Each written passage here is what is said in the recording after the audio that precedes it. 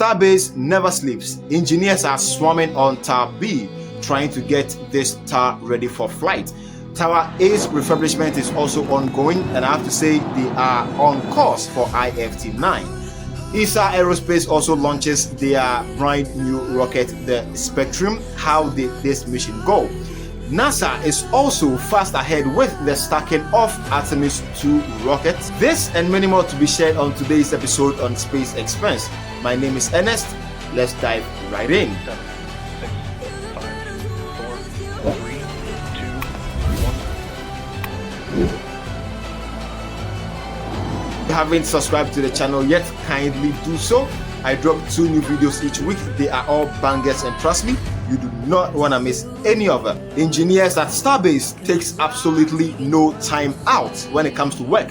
These guys are so busy and are so work-minded. I have to say, I love these guys. We can see clearly in this footage of Part B that the chopsticks are being regularly tested, because SpaceX do not want any issues when it comes to the catching and the raising of the ships or the boosters. So testing of these chopsticks is very critical and very important when it comes to stacking and catching of the rocket, especially when the booster is returning from space. The speed at which SpaceX is expanding Starbase is insane.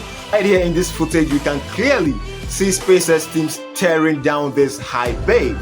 Why are they doing this? Because the Star Factory is expanding, and with the expansion of the Star Factory, a lot of work will be going on inside of the Star Factory that most of the high bays, will not be really in use. So tearing it down and expanding the Star Factory is very important. Maybe in the near future, SpaceX will also tear down the 2 mega bays. How crazy fast are these guys moving? There are a lot of activities going on with SpaceX alone, and if we want to report on them, it will take the whole day. Because of time, there is only a little we can report on. Falcon 9 team with SpaceX is also targeting no earlier than Monday for the launch of 4 astronauts on board of a Dragon capsule in a polar orbit. This is the first time that astronauts are going to be in the polar orbits around the Earth.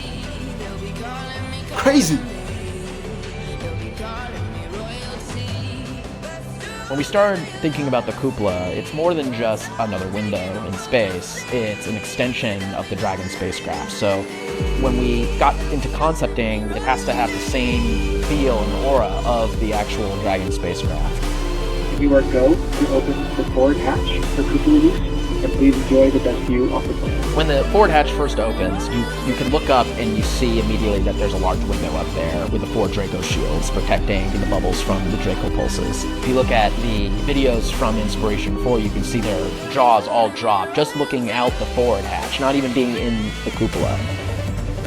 The most notable thing to me is that it looks so simple on the outside, but the deeper you go, the more you uncover more complexities within it. There's 3 different bubbles that make up the cupola. The exterior-most bubble is our thermal bubble, which is designed to protect from micrometeorite debris that we could experience on orbit. The center bubble is the pressure pane, which holds in all the pressure. And the innermost pane is our scratch pane, designed to protect from anything that the crew inside might be doing. It's actually made from acrylic and polycarbonate layers, but you also have technologies that are in, say, fighter aircraft that are applied to the cupola. We have a coating called indium tenoxide, which keeps the temperatures down on the inside of the cupola space. All these aspects are tested on the ground and made sure that we operate safely and that we know that when the astronauts are going up there that they have a great time. What makes this the largest window in orbit? It's just the overall size of it. I feel like it's just so immersive, like you're inside of the bubble and you're looking out and space is literally all around you. I think the experience of having the cupola on Dragon makes it such that Dragon is the experience. Even when we fly our short duration missions to the ISS feels like the destination and the experience, whereas having the cupola on Dragon really makes Dragon and being inside the cupola the destination. When you get into the cupola, it feels almost like you're on a spacewalk. The Earth all around you, the stars, sunrise, sunset, getting up in there and looking out is a one-of-a-kind experience.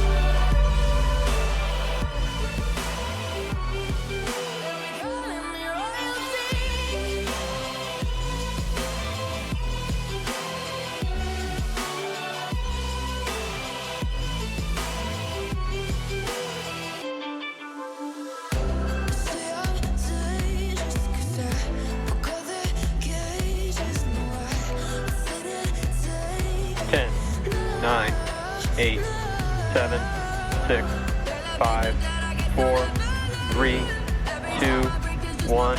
Ignition and liftoff.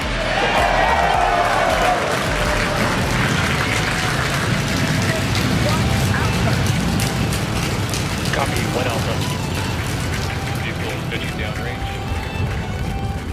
Stage 1 propulsion is nominal.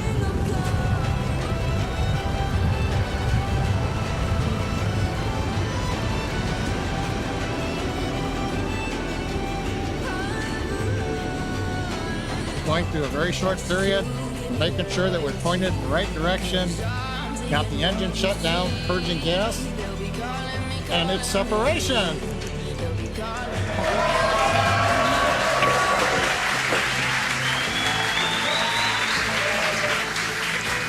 Fram2 crew is flying on its own on Dragon. Dragon, on behalf of the Falcon team, we're honored to deliver you safely to your polar orbit. Enjoy the views of the poles, send us some pictures, and our hearts will be, minds will be flying with you as you go over the poles. Have a great flight. Falcon 9's team keep making history, and I gotta say, I love these guys. In other updates, NASA has also stacked the 212-foot core stage of the Artemis 2 moon rocket. NASA is also not playing at all with their Artemis mission. The core stage with the 4 RS-25 engines has been stacked with the 2 solid rocket boosters, which will propel the Artemis, rocket to the Earth's orbit. NASA is also doing an incredible job, and they deserve a round of applause. The forward dome of Ship 37 was also spotted heading into Mega Bay 2 for stacking. SpaceX is playing no games at all when it comes to the stacking of a Starship. In other updates, Isar Aerospace also had their maiden launch with the Spectrum rocket from Norway, and I have to say it was an incredible sight to watch. This was their maiden launch, their very first ever rocket to actually launch. Most rockets do not even get off the pad, but Spectrum did. And in a few seconds into flight, abnormally occurred, which resulted in the loss of the vehicle. But we all know that rocketry is hard. Reaching orbit is even difficult. So we will classify this launch as a success. This flight will give Isar Aerospace a lot, and I mean tons of data to improve on their second launch. Kudos to Isar Aerospace, and better luck next time with your second launch attempt.